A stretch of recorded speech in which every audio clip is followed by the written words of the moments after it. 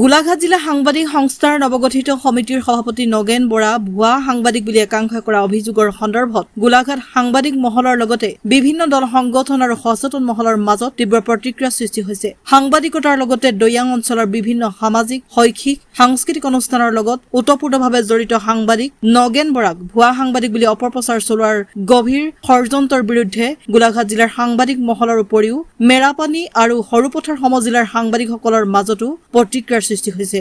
গোলাঘাট জিলা সাংবাদিক সন্থাৰ নতুনকৈ গঠন হোৱা যিখন সমিতি, এই সমিতিখনৰ সভাপতিজনক লৈ এটা বিতৰ্কৰ সৃষ্টি হৈছে। তেখেতক ভুৱা সাংবাদিক বুলি এটা মহলে দাবী কৰি আহিছে, কিন্তু আমি যিমান দূৰ জানো আচলতে তেখেতক আমি সাংবাদিক হিচাপেই জানো। আমি প্ৰায় 2000 চনমানৰ পৰা আমি গোলাঘাট সাংবাদিক সন্থাৰ সদস্য হৈ আছোঁ আৰু তেতিয়াৰ পৰাই নগেন বৰাদেৱক আমি এজন সাংবাদিক হিচাপে চিনি পাওঁ। তেখেত গোলাঘাট সাংবাদিক সন্থাৰ সদস্য আছিল আৰু আমি জনাত তেওঁ এবাৰ উপসভাপতি হিচাপে কাৰ্যকাল সমাপ্ত কৰিছিলে আৰু পিছত তেখেতে কাৰ্যকৰী সভাপতি হিচাপেও 2 বছৰ সম্পাদন কৰিছিলে কাৰ্যকাল। কিন্তু আজিৰ তাৰিখত কেনেধৰণে আচলতে তেওঁ ভুৱা সাংবাদিক হিচাপে আচলতে কথাটো প্ৰশ্ন উত্থাপন হৈছে, সেই কথাটো আচলতে আমাৰ জ্ঞাত নহয়। কিন্তু আমি এটা কথা জানো যে কিছুদিন ধৰি অসম চৰকাৰৰ তেখেত যিহেতু শিক্ষক আছিলে আৰু অসম চৰকাৰৰ এক নিৰ্দেশ মৰ্মে তেওঁ কিছুদিন ধৰি সাংবাদিকতাৰ পৰা আঁতৰি আছিলে। কিন্তু আমি গম পাওঁ যে যোৱা 25 চনৰ নৱেম্বৰ মাহত তেখেতে ৰিটায়াৰমেণ্ট লৈছিলে আৰু তাৰ পাছৰ পৰাই আচলতে তেখেতে সাংবাদিকতাত পুনৰ আৰম্ভ কৰিছিলে। আৰু আমি যিমান দূৰ জানো তেখেতৰ হাতত এখন ভেলিড সাংবাদিকতাৰ কাৰ্ড আছে, এখন পেপাৰৰ কাৰ্ড আছে। তাৰপিছত আচলতে তেওঁ কেনেধৰণে ভুৱা সাংবাদিক হ'ল বা কেনেধৰণে এই প্ৰচাৰটো হৈছে, নিশ্চয় ইয়াতে ষড়যন্ত্ৰ জড়িত হৈ আছে নেকি, এনেধৰণৰ আমাৰ মাজত প্ৰশ্ন উত্থাপন হৈছে। তদুপৰি আচলতে আমি জনাত মেৰাপানী সাংবাদিক সন্থাৰ তেখেতে 10 বছৰ ধৰি আচলতে সভাপতিৰ দায়িত্ব পালন কৰি আছিলে আৰু যথেষ্ট এজন সামাজিকভাৱে জড়িত আৰু দৈয়াং অঞ্চলৰ তেখেতৰ প্ৰভাৱ আচলতে আমি দেখিছোঁ বা তেখেতক সকলোৱে ভাল পায় বুলি জানো। মই আচৰিত হৈছোঁ যে নগেন বৰা ডাঙৰীয়া মেৰাপানী সাংবাদিক সংস্থাৰ প্ৰাক্তন সভাপতি, আৰু মই ইতিমধ্যে কৈছোঁ যে এটা জটিল সময়ত অসম নাগালেণ্ড সীমান্তৰ যিটো অগ্নিগৰ্ভ পৰিস্থিতি, এই পৰিস্থিতি সম্পৰ্কে জটিল সময়ত নিজৰ জীৱনৰ প্ৰতি ভাবুকিকো আওকাণ কৰি পেলাই আজি ভেলগুৰি অঞ্চলতে হওক, আজি কোলাদাল অঞ্চলত যিটো যুদ্ধ অধিক পৰিৱেশ এটা সময়ত সৃষ্টি হৈছিলে, সেই সময়ত একদম স্পটৰ পৰা সাংবাদিকতা কৰা মানুহ নগেন বৰা ডাঙৰীয়া। আমিও সেই সময়ত সাংবাদিকতাৰ লগত জড়িত আছিলোঁ আৰু তেতিয়াৰ পৰা বিনা পাৰিশ্ৰমিকে সাংবাদিকতা কৰা নগেন বৰা ডাঙৰীয়া মেৰাপানী সাংবাদিক সংস্থাৰ দীৰ্ঘদিনৰ সভাপতি আছিল। আৰু ইয়াৰ পাছত মই জনাত এতিয়ালৈকে তেওঁ জিলা সাংবাদিক সংস্থাৰ উপসভাপতিৰ দায়িত্বত আছিলেই। ইয়াৰ পাছত তেওঁ দায়িত্বটো জাষ্ট সলনি হৈছে যে প্ৰতিনিধি সভাই তেখেতক সভাপতিৰ দায়িত্ব দিছে। ইয়াতে মই ভাবোঁ যে ইমান বিতৰ্ক কৰিবলগীয়া কোনো কথা নাই, কাৰণ তেখেত সাংবাদিকতাৰ লগত জড়িত আছেই। মাজতে চৰকাৰে এটা নিয়ম কৰিছিলে যে শিশুসকল পোনপটীয়াভাৱে সাংবাদিকতাৰ লগত জড়িত থাকিব নালাগে। এতিয়া কিছুদিন তেওঁ সাংবাদিকতাৰ লগত সাংবাদিকতা কৰা নাছিলে, যদিও এতিয়া ৰিটায়াৰমেণ্ট হ'ল, 1 বছৰমান হ'ল। ৰিটায়াৰমেণ্টৰ পাছত আকৌ সাংবাদিকতাৰ লগত জড়িত আছে বুলি মই জানো। গতিকে মই ভাবোঁ এইখিনি বিতৰ্ক কোনোবা ব্যক্তিয়ে হয়তো কৰিব পাৰে।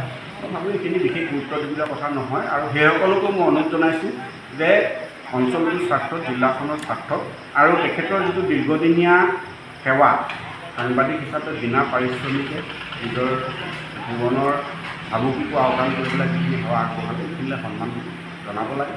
আৰু মই মাননীয় নগেন বৰা ডাঙৰীয়াক জিলা সাংবাদিক সংস্থা সভাপতি হিচাপে নিৰ্বাচিত হোৱাৰ বাবে আমি অভিনন্দন আৰু শুভেচ্ছা জনাইছোঁ। গোলাঘাট জিলা সাংবাদিক সংস্থাৰ নৱনিৰ্বাচিত সভাপতি নগেন বৰাৰ বিৰুদ্ধে একাংশই অপপ্ৰচাৰ চলাই আছে যে নগেন বৰা তেওঁ আচলতে সাংবাদিক নহয়, এনেকুৱা ধৰণৰ এটা অপপ্ৰচাৰ চলাব বিচাৰিছে। কিন্তু এটা কথা স্পষ্ট কৰি দিওঁ যে কেৱল মেৰাপানী বা দৈয়াং বনাঞ্চল বা গোলাঘাট জিলা বুলি নহয়, সমগ্ৰ ৰাজ্যই জানে যে নগেন বৰা এজন সাংবাদিক হয়।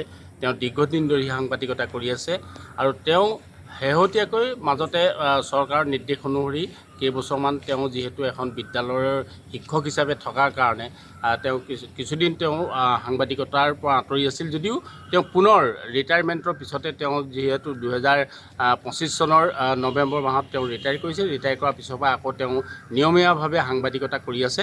গতিকে এই নিয়মীয়াভাৱে সাংবাদিকতা কৰি থকা ব্যক্তি এজনক কেইজনমানে কেৱল নিজৰ তেওঁলোকৰ স্বাৰ্থ সিদ্ধি হোৱা নাই বাবে বা তেওঁলোকে যি আচলতে পদবীত গোলাঘাট জিলা সাংবাদিক সংস্থাৰ পদবী দখলৰ যি চেষ্টা চলাই আছে সেই পদবীত তেওঁলোক অধিষ্ঠিত নোহোৱাৰ বাবেই তেওঁলোকে এনেধৰণে আচলতে অপপ্ৰচাৰ চলাইছে, ষড়যন্ত্ৰ কৰিছে। আৰু নগেন বৰা এনেকুৱা নহয় যে তেওঁ কিবা ভুৱা কাৰ্ড দি পেলাই তেওঁ সাংবাদিকতাৰ বা সাংবাদিকৰ যি সন্থাৰ সভাপতি হ'বলৈ আহিব তেনেকুৱা ব্যক্তি নহয়।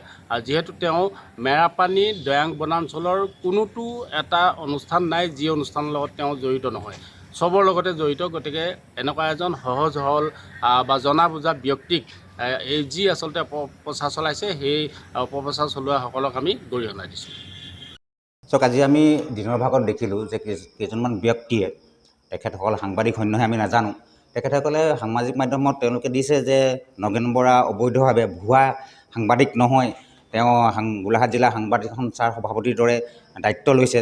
আমি এটা সুধিব বিচাৰিছোঁ, গোলাঘাট জিলা সাংবাদিকে হওক বা যিকেইজন ব্যক্তি আজি সামাজিক মাধ্যমত তেওঁলোকৰ লেখাসমূহ পোষ্ট কৰিছিলে, নগেন বৰাক সভাপতি হিচাপে নিৰ্বাচিত কৰিছিলে কোনে? গোলাঘাট জিলাৰ সভাপতি হ'ব পৰাৰ কাৰণে নথি পত্ৰসমূহ গোলাঘাট জিলা সাংবাদিক সংস্থাই কিমান দিনৰ আগত গ্ৰহণ কৰে, আৰু যদি গ্ৰহণ কৰিছিল কেইদিনমানৰ আগতে তন্নতন্নকৈ পৰীক্ষা নকৰিলে কিয়? আৰু নগেন বৰাই যিসমূহ নথি পত্ৰ জমা দিছিল সেই নথি পত্ৰসমূহ তেওঁ নিজে দিছিল নে আনৰ হতুৱাই দিছিল? আৰু তাত স্বাক্ষৰ কৰিছিলে নেকি তেওঁ নথি পত্ৰসমূহত? এতিয়া কথা হ'ল, তেওঁ ভুৱা সাংবাদিক বুলি কৈছে।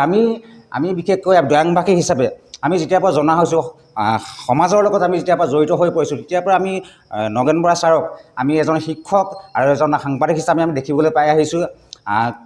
অসম চৰকাৰে কিছুমান নিৰ্দেশনা অনুসৰি তেওঁ গত কেইটামান বছৰ সাংবাদিক সংস্থাৰ লগত ওতঃপ্ৰোতভাৱে জড়িত হোৱা নাছিল যদিও আওপকীয়াকৈ হ'লেও জড়িত হৈ আছিল।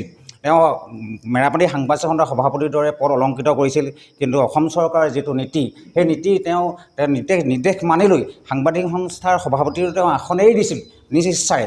তেনেকুৱা এজন ব্যক্তিক ক্ষমতালোভী বুলি কোৱাটো আমি দৈয়াংবাসী হিচাপে মানি ল'ব নোৱাৰোঁ।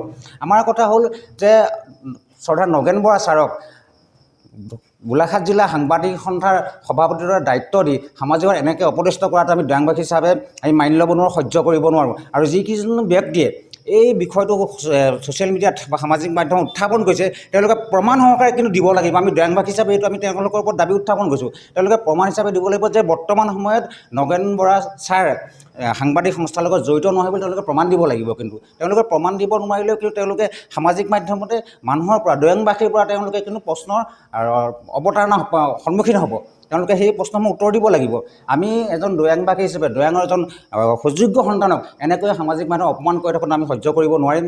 যিহেতু নগেন বৰা ছাৰ দৈয়াঙৰ সমাজ জীৱনৰ প্ৰতিটো ক্ষেত্ৰতে, প্ৰতিটো অনুষ্ঠান প্ৰতিষ্ঠানৰ লগত জড়িত, শিশুৰ পৰা ধৰি আবাল বৃদ্ধা বনিতালৈকে যিমানবিলাক সংগঠন আছে, সেই প্ৰত্যেকটো সংগঠনৰ লগত নগেন বৰা ছাৰ জড়িত হৈ আছে। দৈয়াঙৰ তেজৰ কোহে কোহে আহে দৈয়াঙৰ প্ৰত্যেকটো সমাজ জীৱনৰ লগত নগেন বৰা ছাৰ জড়িত হৈ আছে। সেইকাৰণে নগেন বৰা ছাৰৰ নিচিনা এজন ব্যক্তিক অপমান কৰাটো আমি দৈয়াংবাসী হিচাপে কেতিয়াও সহ্য নকৰিম। তই বিশেষকৈ আমি যেতিয়াবা জানো তেখেত এজন শিক্ষক বুলি আমি গম পাওঁ, আৰু শিক্ষকতাৰ লগতে তেখেতে সাংবাদিকতাও কৰি আছে।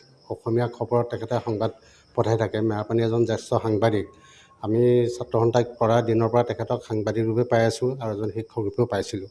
তো মাজতে চৰকাৰী নীতি নিৰ্দেশনাৰ বাবে তেখেতে সাংবাদিকতাটো কৰা নাছিল। কিন্তু আজিৰ তাৰিখতো তেখেতে মেৰাপানী সাংবাদিক সন্থাৰ এটা সময়ত তেওঁ সভাপতি আছিল। আজিৰ তাৰিখতো মেৰাপানী সাংবাদিক সন্থাৰ লগত তেওঁ প্ৰত্যক্ষভাৱে জড়িত হৈ আছে।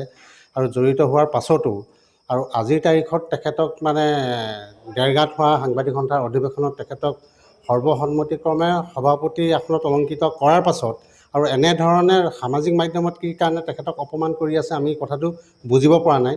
কিন্তু আমি জনাত আমাৰ দৈয়াঙৰ এজন জ্যেষ্ঠ ব্যক্তি, এজন শিক্ষিত ব্যক্তি, আৰু সমাজ জীৱনৰ লগত তেখেতে জড়িত হৈ থাকে। প্ৰতিটো সামাজিক অনুষ্ঠানৰ লগত, দল সংগঠনৰ লগত তেখেতে প্ৰত্যক্ষভাৱেও জড়িত হৈ থাকে। দিহা পৰামৰ্শ তেখেতে আগবঢ়ায়।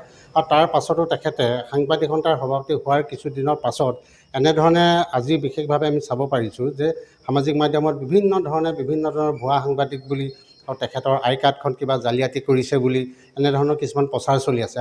আৰু এই প্ৰচাৰবোৰ চলাই মানুহজনক জনমানসত সেৱা প্ৰতিপন্ন কৰাৰ পৰা কি কাৰণে কৰিছে আমিতো বুজি পোৱা নাই। কিন্তু আমি মেৰাপানীবাসী হিচাপে আমি ক'ব বিচাৰিছোঁ তেখেত এজন আজিৰ তাৰিখতো একো সাংবাদিক সন্থাৰ দায়িত্বত থকা এজন ব্যক্তি হয় আৰু তেখেতে বিগত দিনতো সাংবাদিকতা কৰিছিল আৰু এই সাংবাদিকতা কৰাৰ পাছতো সাংবাদিকৰ দায়িত্ব লৈ থকাৰ পাছতো আৰু তেখেতে যদি তেখেতৰ কিবা ক'বলগীয়া আছিল তেখেতলোকৰ কিবা যদি আপত্তি আছিল তেখেতক প্ৰতিনিধি সভাতে তেখেতক এই ওজৰ আপত্তিখিনি কৰিব লাগিছিল প্ৰতিনিধি সভাত ওজৰ আপত্তি নকৰি সৰ্বসন্মতিতে তেখেতক সভাপতি আসনখন অলংকৃত কৰাৰ পাছত আৰু সেই প্ৰতিনিধি সভাত উপস্থিত থকা ব্যক্তিসকলে আচলতে এনেধৰণে মানুহজনক অপমান কৰি থকাটো আমি দৈয়াংবাসী হিচাপে আমি আচলতে আমাৰ আত্মসন্মানো লাগিছে আৰু এনেজনে আমাৰ দৈয়াঙৰ প্ৰতিটো সমাজ জীৱনৰ লগত জড়িত থকা ব্যক্তিজনক এনেকৈ অপদস্থ কৰাটো কিন্তু আমি ভাল পোৱা নাই আৰু এই অপদস্থ নকৰিবৰ কাৰণে আমি আহ্বান জনালোঁ। মই নগেন বৰা ছাৰৰ পোনপ্ৰথমতে দৈয়াংবাসী হিচাপে তেখেতক নৱনিৰ্বাচিত সভাপতি গোলাঘাট জিলা আমি অভিবাদন জনাইছোঁ আৰু একে সময়তে আমি ক'ব বিচাৰিছোঁ যে নগেন বৰা ডাঙৰীয়া এজন সাংবাদিক। তেখেতে বিগত সময়ছোৱাত গোলাঘাট জিলা সাংবাদিক সংস্থাৰ উপসভাপতি, একাধাৰে গোলাঘাট মহকুমা সাংবাদিক সন্থাৰ সভাপতি আৰু 10 বছৰ অধিক সময় তেখেতে মেৰাপানী সাংবাদিক সংস্থাৰ সভাপতি হিচাপে কাৰ্যনিৰ্বাহ কৰি আছে। যোৱা দেৰগাঁৱত যি প্ৰতিনিধি সভা অনুষ্ঠিত হৈছিল উক্ত প্ৰতিনিধি সভাতে তেখেতক সৰ্বসন্মতিক্ৰমে গোলাঘাট জিলা সাংবাদিক সংস্থাৰ সভাপতি হিচাপে তেখেতক অনুমোদন জনাইছে। এই ক্ষেত্ৰত আমি দৈয়াংবাসী হিচাপে তেখেতক পুনৰবাৰ ধন্যবাদ জ্ঞাপন কৰিছোঁ আৰু এনেধৰণৰ অপপ্ৰচাৰ যাতে নগেন বৰা এজন সাংবাদিক নহয় বুলি যিটো মহলে আচলতে অপপ্ৰচাৰ চলাইছে, ভিত্তিহীন বাতৰি তেখেতে সামাজিক মাধ্যমত চলোৱা আমি দেখা পৰিলক্ষিত হৈছোঁ। সেয়েহে সেই লোকসকলক সামাজিক মাধ্যমৰ জৰিয়তে যাতে নগেন বৰাৰ ওপৰত এনেধৰণৰ ভিত্তিহীন ভুৱা প্ৰচাৰ পৰিৱেশন নকৰিবলৈ আমি অনুৰোধ জনাইছোঁ।